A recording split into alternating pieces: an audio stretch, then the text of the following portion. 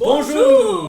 Today I wanted to bring my buddy Buzz Lightyear along to help explain space switching in Unreal Engine 5.6 a bit further. It's not always a clear concept and it might not be obvious to set up in Control Rig, which is why I made this video for you guys. And now, to infinity and beyond! First of all, what is space switching in a rig? It's actually a simple concept, but one that opens up so many possibilities that it can eventually feel quite complex.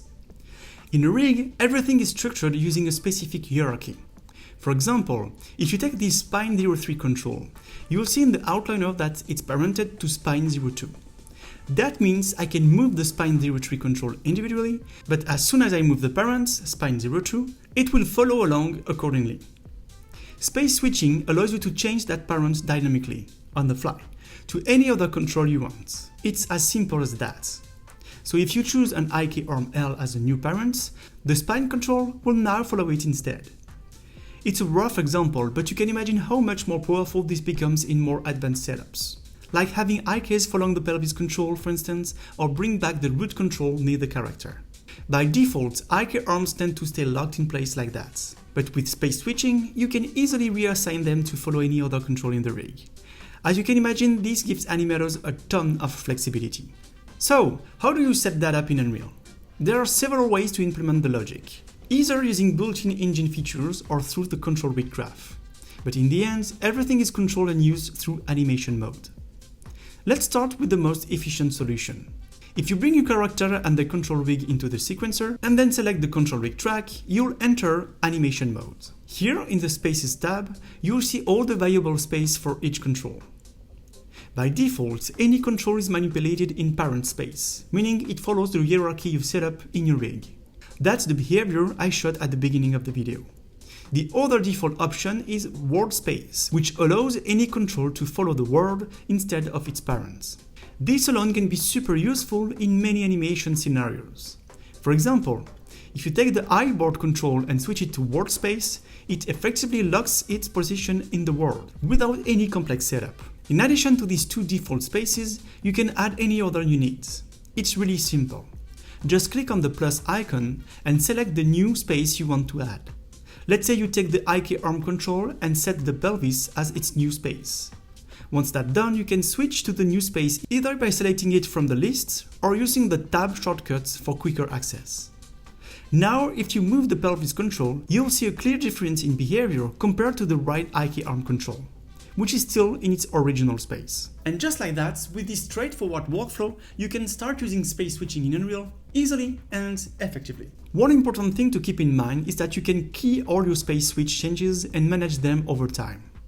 Sticking with the pelvis and IK arm example, once you've added some animation to the pelvis, head over to the Curve Editor tab. This will help you better visualize the space switches happening in the timeline. Midway through the animation, you can switch the IK arm space to the pelvis, just like before. You'll see the change take effect immediately. And you should notice bar visualizations appear at the top of the curves. If you don't see them, make sure to enable Show Bars in the View menu and select the corresponding controls. From there, you can switch between any spaces you like and animate the control independently on top of that, even after assigning it to a new space. Another useful tip is that you can bake all the space switches used in your shots. This lets you clean up your timeline and start fresh without having to deal with too many overlapping setups. When you bake, the transform values will update based on the space you choose, but only the space switch keyframes are affected. Your actual animation remains untouched. The Compensate functionality is also available to help smooth out how your curves behave between space switch keys. It's not mandatory, but it can be useful if you're seeing any jittery or snappy transitions. So that's the basic workflow for using space switching in Unreal Engine.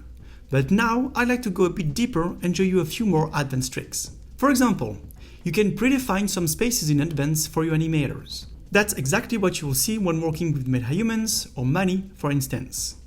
This is easily set up in Control Rig Assets. If you open and select any control, look in the Details panel on the right-hand side. You'll find the Spaces Available section. This is where you can predefine any space you want. Then, when you bring your character into a new animation sequencer, those spaces will appear by default in animation mode. And of course, nothing stops you from adding even more custom spaces if needed. Pretty handy, right?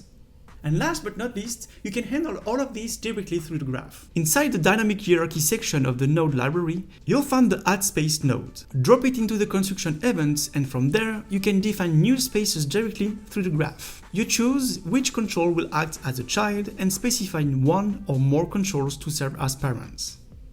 Nodes like setParentWait and getParentWait are also available to help you go deeper into space switching setups. These come in handy if you want to get more granular. For example, if you only want to switch rotation or position, but keep in mind, at the moment, Unreal only supports full transform switching by default. The switch parent node, which goes into the forwards of events, lets you perform parent switches in real time directly in the graph and see the results right away in the control rig assets viewport. Let's take an extreme example. You parent the eye key arm to the left eye. It might sound weird, and the node says parents, but that's really happening in a dynamic space switch. You're essentially creating a new parents relationship on the fly. Just something to keep in mind.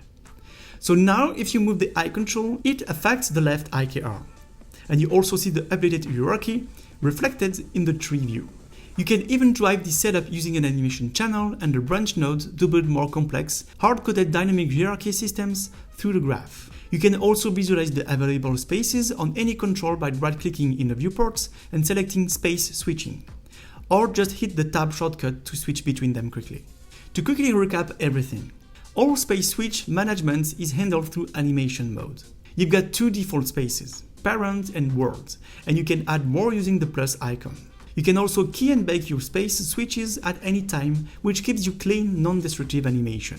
Predefined spaces are set up in the control rig asset via the available space section in the details panel of any selected control. And for more advanced setups, you can build logic directly in the graph using the nodes found in the dynamic hierarchy section. And that's it for today, Space Rangers. I hope this video helped you better understand space switching in Unreal Engine 5.6. If you enjoyed the video, don't forget to leave a like and to subscribe to the channel because it's really important. See you next week for a new one. Ciao!